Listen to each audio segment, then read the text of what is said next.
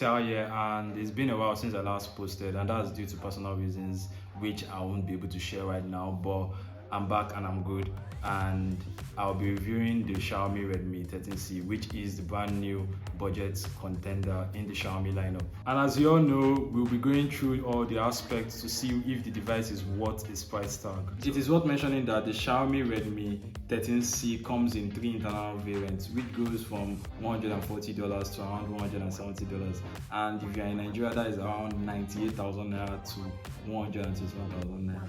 And I know we Nigerians actually don't believe that that's a budget-friendly device for us. Do you think that's a budget-friendly device? Let me know down in the comment section below. So first things first, design and build. First impression matters, and for me, the Xiaomi Redmi 13C has a cool design. I for once like the design on here with a matte finish which covers almost the whole back, as this would do well to cover up the fingerprint marks. And also at the camera section, you get a glossy finish which helps give the phone a unique and more appealing design, though you will notice from time to time fingerprint marks here and there due to it having a glossy finish at the camera section.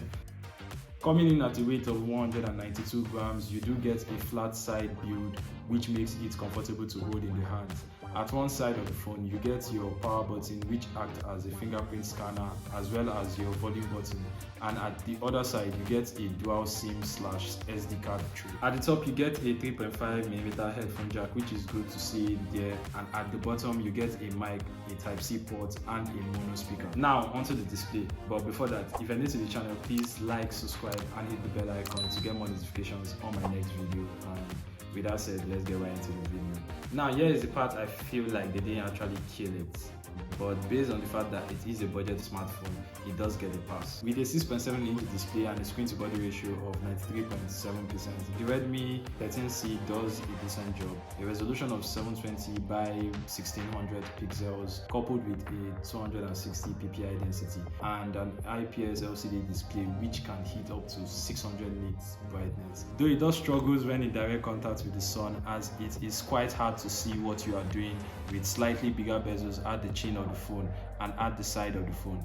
Watching videos on the phone is actually good.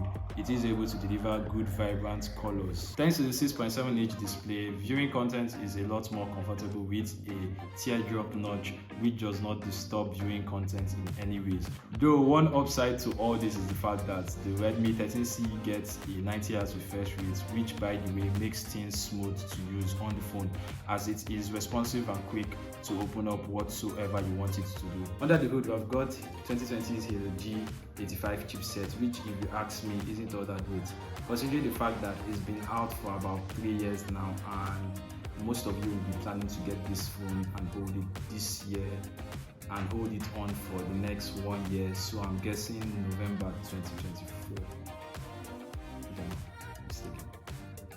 Anyways, the Helio G85 chipset holds up well.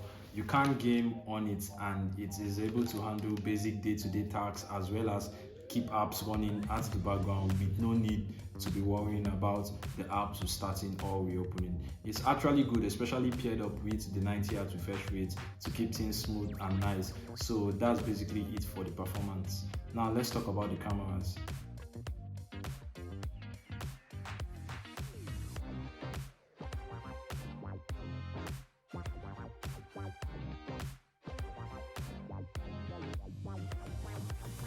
Now let's talk about the camera setup, which is a make or break for many of you users out there. The Redmi 13C features a 50 megapixel f1.8 wide lens with a 2 megapixel f2.4 macro lens and a 0.08 MP depth lens with an LED flash and a little camera bump, as you can see. It captures decent shots in well lit conditions. While low light performance might not rival flagship devices, it's more than serviceable for the budget conscious customers. As for the front selfie camera, the Redmi 13C bags an 8 megapixel f2.0 lens. Both the front and back camera is maxed out at 1080p 30 frames per second in terms of videoing. So when you're videoing, you basically know that it's going to be 1080p to 30 frames per second. There's no 60 frames per second. There's no 4K resolution on the phone. So that's it. Next up, battery life. The Redmi 13C crushes it when it comes to the battery life department. Thanks to his massive 5000 mAh battery, on a single charge you can easily get through a full day of usage without any problem. I myself have gone 2 days on the phone at full battery before needing to charge. Basically just texting and calling and some little works here and there. Though in the box you do get a 10 watts charging, but the phone can't actually charge with an 18 watts charging, so I think I'll be able to get from 2 hours to 30 minutes before needing to charge. It can go from 0 to 100 in about 2 hours 30 minutes using the 10 watts, so to cut down time you will need a faster charger.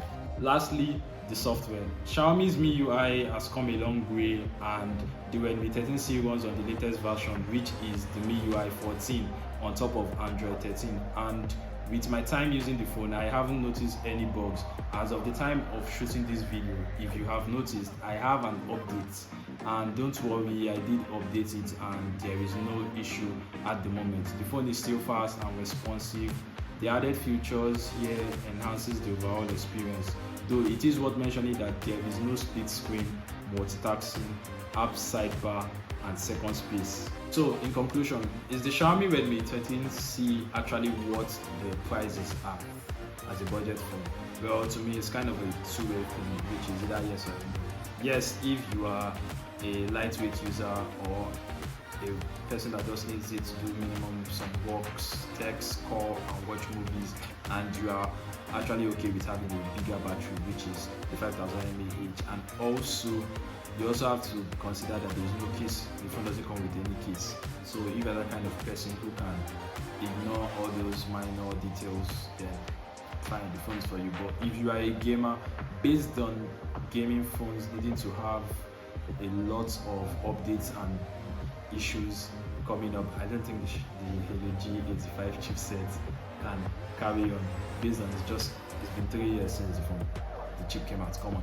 And nobody wants to have a situation where you're playing games and there's a lot of bugs and lags in the system. So that's pretty much it for me, guys. Thanks for watching this video. GTL signing off, and I'll see you guys in the next one.